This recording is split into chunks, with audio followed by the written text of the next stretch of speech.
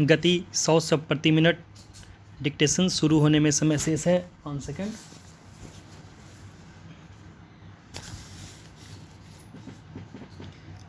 Ready, start.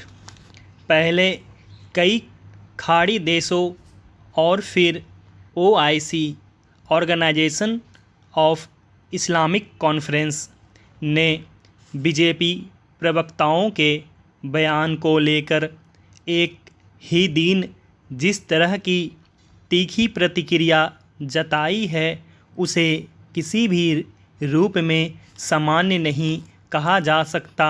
रविवार को सबसे पहले कतर ने न केवल भारतीय राजदूत को बुलाकर उनके सामने आपत्ति दर्ज कराई बल्कि एक पार्टी के नेताओं के निजी बयानों पर भारत सरकार से माफ़ी की भी मांग की। इसके बाद कुवैत, ईरान और सऊदी अरब ने वक्तव्य जारी कर इन बयानों की निंदा की और फिर 57 देशों के संगठन OIC ने भारत में मुस्लिमों के व्यवस्थित उत्पीड़न पर भी चिंता जताई।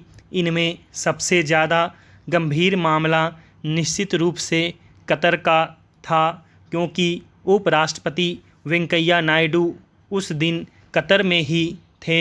वहाँ एक तरफ वरिष्ठ नेताओं से उनकी बातचीत चल रही थी तो दूसरी तरफ यह अप्रिय घटनाक्रम चल रहा था। कतर के डिप्टी अमीर के साथ उपराष्ट्रपति के लंच का कार्यक्रम भी आखिरी पलों में रद्द कर दिया गया। इन तमाम देशों से लगभग एक साथ आई एक जैसी लगती ये प्रतिक्रियाएं महज संयोग हैं या पर्दे के पीछे किसी भारत विरोधी लॉबी के प्रयासों को भी इसमें कोई भूमिका है, यह तो तत्काल स्पष्ट नहीं हो पाया है। लेकिन इसमें कोई दो राय नहीं कि ये सामान्य राजनयिक व्यवहार का हिस्सा नहीं है। ये प्रतिक्रियाएं अस्वाभाविक रूप से अतिरंजित हैं।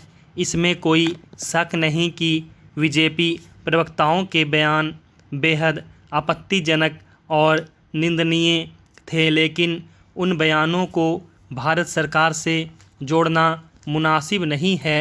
यह बात पहले ही स्पष्ट की जा चुकी थी कि सत्तारूढ़ पार्टी बीजेपी भी उनके बयानों से सहमत नहीं है। वे उनके व्यक्तिगत विचार थे जो पार्टी के घोषित स्टैंड से अलग थे, इसलिए दोनों के खिलाफ दंडात्मक कार्रवाई भी पार्टी की ओर से की गई। बहरहाल कारण चाहे जो भी हो, इन खाड़ी देशों और OIC का यह रुख न केवल भारत से इन देशों के रिश्तों को बल्कि वैश्विक स्तर पर भारत की छवि को भी प्रभावित कर सकता है। इसलिए इसे हल्के में नहीं लिया जा सकता।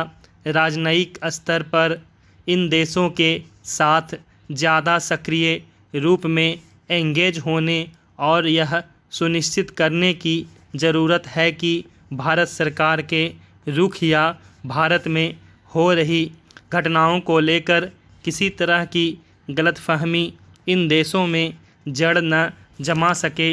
इसके साथ ही घरेलू स्तर पर सत्तारूढ़ दल और संघ परिवार से जुड़े संगठनों को भी यह ताकीद करने की ज़रूरत है कि उनके फ्रिंज एलिमेंट मनमाना व्यवहार करते हुए पार्टी और सरकार को परेशानी न बढ़ाएं। यह समझना होगा कि इनके किए धरे की भारी कीमत आखिरकार देश और समाज को ही चुकानी पड़ती है। स्टॉप।